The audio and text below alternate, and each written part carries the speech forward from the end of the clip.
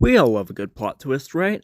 When used well, a twist throws everything you thought you knew on its head and forces you to recontextualize all the previous events of the stories.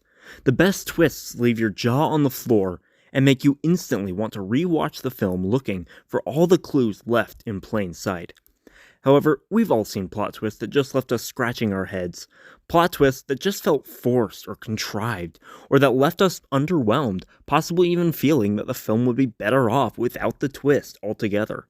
This tends to happen when the writer is more focused on shocking the audience than actually telling the best story they can. And this twisted set of priorities can lead to a few different kinds of plot twists that audiences hate. So today, let's explore what makes for a good twist, and then take a look at a few examples of my own least favorite plot twists in films. But before we get started, I'm just thinking out loud here, so if you like my brain vomit, you know where the like and subscribe buttons are. Also, this should go without saying, but major spoiler warnings for the following films. I'll also be mentioning a few others, so if just knowing that there's a certain kind of plot twist in a film, even without specifics, is too much of a spoiler for you, then you've been warned. But in case you do want to avoid these spoilers, I've decided to talk about all the rules of a good twist before giving my examples of rule breakers. So please, stick around for a little longer, and I'll let you know when we're about to get into spoilers. Now, without further ado, let's dive into it. Alright, let me establish 5 rules for an effective twist, and then we'll find examples that violate each one. First, the twist must be set up in such a way that you could predict it if you paid attention to the right clues. Though, obviously, the writer should effectively misdirect you from them so that you don't see it coming from a mile away. I suppose making it unpredictable is the zeroth rule, but I want to focus on the things that make a twist fail even when it succeeds at being a surprise. So again, our first rule is that there should be enough clues laid out that the writer has to rely on misdirection to make it a surprise, leaving you looking back and feeling like you could have figured it out if you'd just been paying more attention, rather than pulling it out of their pants. Second, the story should all make sense by the end. This may seem obvious, but too many plot twists are so focused on doing what you'd least expect that they don't bother to ask if the story actually makes sense once you know what's going on.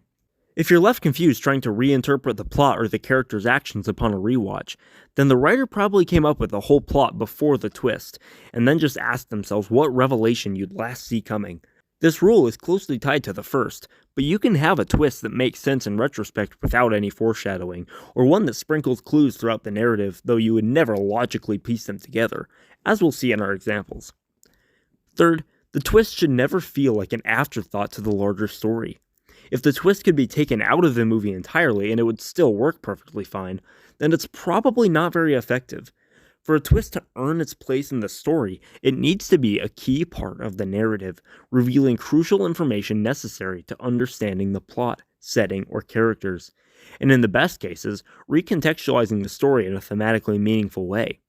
If the audience feels the twist isn't key to the experience of the story, or is tacked on late in the writing process, then it's likely not going to affect them, even if it follows all the other rules. Twists, like all narrative elements, should serve the story, not just exist for their own sake. Fourth, the twist must make the story more interesting and satisfying than it was before, not less. This rule can be broken in a variety of ways, so it was hard to pick a single good example for this one, and I only chose the one I did because I wanted an excuse to talk about it. So what does this rule mean? Well, for one thing, it means that if you have an interesting and intimidating antagonist, then you shouldn't undermine them and replace them with a less interesting and intimidating antagonist just for the sake of a twist. It also means that the twist shouldn't lower the stakes of the story, and it most certainly means that you should not make all the audience's investment feel wasted. For example, while twists that reveal the entire story was somehow a dream or a lie of some kind can be done right, they most often fail because they tend to make the entire story prior to the twist feel totally pointless rather than like a calculated misdirection. As a writer, one of your biggest jobs is to reward your audience's investment in your story. Which leads smoothly into my fifth and final rule, which is that your story must still fulfill any promises made to the audience, just in an unexpected way. If you're constantly preparing them to expect something big or exciting, and then the twist is essentially just that there's nothing big or exciting in store, then how can you expect them not to be disappointed and frustrated? You don't surprise someone on Christmas by just not getting them anything, unless it's a joke and you do actually have something hidden away to be revealed once you've had your fun. You might think this would be the most obvious rule, but I've been surprised at how many stories I've seen violated. So, with the rules established, let's go through them again with examples of what they look like when violated. And yes, it is spoiler time. My first example was actually the inception for this video, as it's a film often talked about as a classic example of a great mind-blowing twist. However, when I finally saw it, I was left very annoyed. I'm talking about The Usual Suspects. This film is told from the perspective of Kevin Spacey's character as he is being interviewed by the police.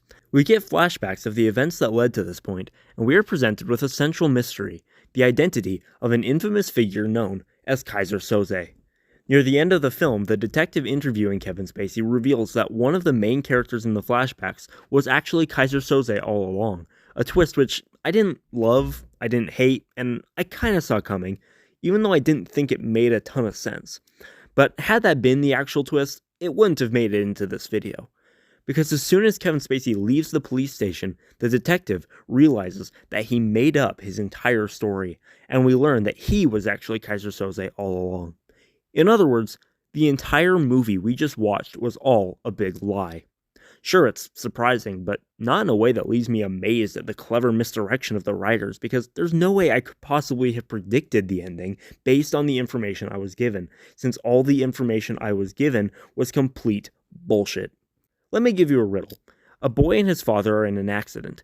The father is killed and the boy goes to the hospital. When he gets there, the doctor says, "I can't operate on my own son." How is this possible? Well, if you say the doctor is his mother, you're wrong because I lied. The father wasn't in the accident at all, and he's the doctor. I bet you don't think that was clever, you're just annoyed with me for messing with you, and that's about how I felt after watching this movie.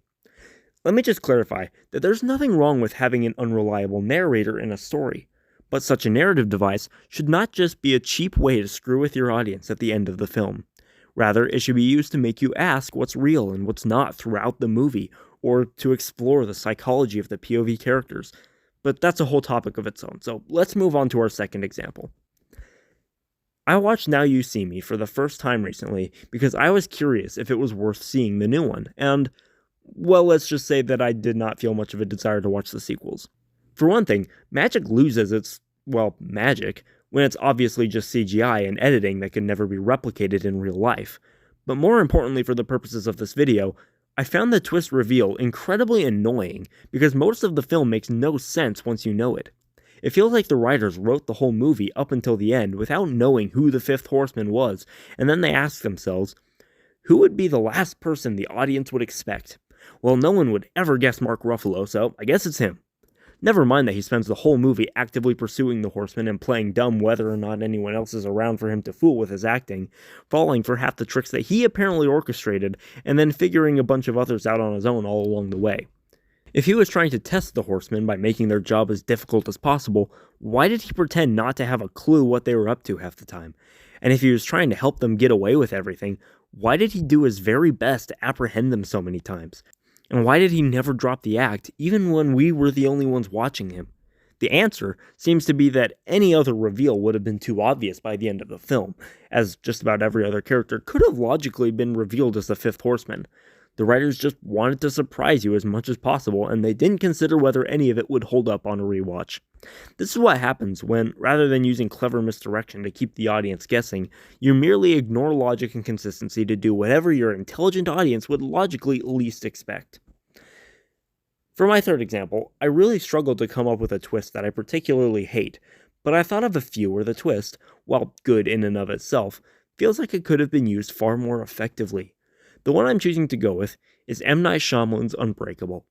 He has become rather infamous for his twist endings, but honestly, most of his twists aren't terrible. It's just that we've all come to expect one in all of his films, making them a bit predictable. However, the weakest ones tend to fail because they feel obligatory rather than being crucial to the story being told. I went with Unbreakable even though it's honestly not among his worst twists, because his worst ones are so dumb and predictable it feels generous to call them twists, and because I think it's worth looking at how a decent twist can be made less effective when it's made to feel tacked on to the main story. The twist in Unbreakable comes in the last couple minutes of the film, where it's revealed that Mr. Glass caused the accident in which Bruce Willis discovered his powers. Like I said, I don't have a problem with the twist itself, but it comes after the resolution of Bruce Willis's character arc. It doesn't reframe anything except how we see Mr. Glass as a character, and it can impact the trajectory of the story because the movie ends immediately after this revelation. Thus, if you removed it, the rest of the film would still work just fine and wouldn't really be changed in any significant way. Again, the twist itself isn't terrible, but because it doesn't impact the rest of the story, it feels underwhelming and unnecessary. And this isn't just an issue with twists that take place at the tail end of the story, nor is it an issue with all last-minute twists. I mean, I didn't love the twist in The Usual Suspects because it made the whole experience up to that point feel pointless, but it didn't break this rule because it did completely reframe the film, making it crucial to the overall story. So let me give you a bonus example for this rule that doesn't take place at the end. I don't hate the twist reveal of Hans as the villain in Frozen, but I don't love it either, and part of that is because it feels largely unnecessary to the overall story. Yes, the third act might have played out a bit differently were it not for Hans, and I get that it serves the point of condemning love at first sight, but the story would more or less have worked just fine, and arguably have been more interesting in some ways, had Hans not revealed himself as a cartoonish villain, instead letting Elsa take more of the focus as the film's antagonist, without dramatically altering the plot or themes of the story. Like I said, I struggled to think of a twist I hated to use as an example, but I could think of a lot of decent twists that don't make the impact they could have because they feel superfluous to the story. So remember, when the audience feels like you're just trying to get a reaction out of them rather than simply telling the story, you've lost their investment with your oh-so-clever writing. For this rule, I could have gone with a more obvious example of a film with a fake villain that gets replaced by someone much less interesting, such as Iron Man 3 or The Incredibles 2. But I wanted to talk about a more interesting example that doesn't get discussed a lot. In fact, I don't know that I've seen anyone else complain about this twist, and that is in The Batman. If you're not new to the channel, you likely know that I love Matt Reeves' The Batman. In fact, I believe it to be by far the best Batman film to date. But you also likely know that I've got my issues with it, and one I've been wanting to talk about for quite a while is the reveal that the Riddler does not, in fact, know Batman's identity. This twist has always bothered me because it lowers the stakes and reduces the threat the villain poses, making him much less imposing to the audience. It was only one scene before this twist that we thought we had learned that Edward Nashton knew Batman and Bruce Wayne were one and the same, and that he was his final target. Thus, we go into this scene terrified because the Riddler has all the power in this situation. He goes on a whole monologue about how much he hates Bruce Wayne, in which it sure sounds like he knows he's talking to the person he's ranting about, before we learn that he does not, in fact, have a clue. Besides the fact that, in retrospect, this whole monologue feels like manipulative writing that serves no purpose but to mess with us, the larger issue with this twist is that all the deeply personal stakes are suddenly gone once we know that the Riddler isn't onto him after all, and the twist doesn't replace these stakes with anything more interesting. You can argue that it reveals that the Riddler worships Batman and took inspiration from him, which is interesting, but I would counter by saying that the reveal that Edward loves rather than hates Batman, and the reveal that he doesn't know who he is, are two different reveals, and we could have learned that the Riddler was inspired by Batman without learning that he doesn't know who he is. In fact, I think this sequence could have been even more interesting had it been tweaked slightly to retain the Riddler's knowledge of Batman's identity. But I'm not here to rewrite this scene today. I would love to do so for you, so let me know if you'd like me to down below. But for the purposes of this video, let me just recap by saying that a twist like this will only disappoint your audience if it lowers the stakes and makes the villain less compelling or dangerous, without adding something more interesting to the story that couldn't have been added without the cost. This last example was actually something of a last-minute addition to my list. I was super excited to check out the Japanese historical epic Shogun, as I'd only heard great things about it, and I will say that I was totally immersed in its incredibly authentic depiction of Japanese history and culture. I could, and almost did, go on for a solid minute praising the show for its immaculate production, its treatment of its historical settings and subject matter, and its compelling character work, but that's not what this video is about, so let's get right down to it. By the end of the series, I was left extremely underwhelmed because the show had been promising an epic war between the political factions at play from the very first episode, and it never delivered.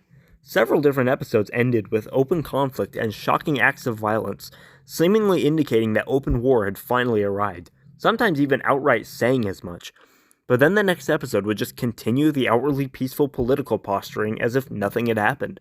And this would be alright to a point if there was at least frequent changes to the status quo through this political intrigue, but nothing significant really changes in the balance of power between the major players for the entire 10-episode story. While I was getting pretty tired of all the false promises that things were about to get serious, and was starting to get impatient for the end, at some point I realized what a slow burn this was meant to be, and figured I'd just have to wait for the series finale to get the epic payoff this was all building towards. Then the final episode came, and guess what? It is revealed that the big plan of the lead samurai character, Toranaga, was never to go to open war at all like we were led to believe. But in fact, all the drama we thought was just setting up a big showdown was actually his true master plan all along, with his endgame simply being to emotionally manipulate one person into switching sides when the epic showdown does finally happen at some point in the future. That's our payoff to the show's constant promises of an epic war.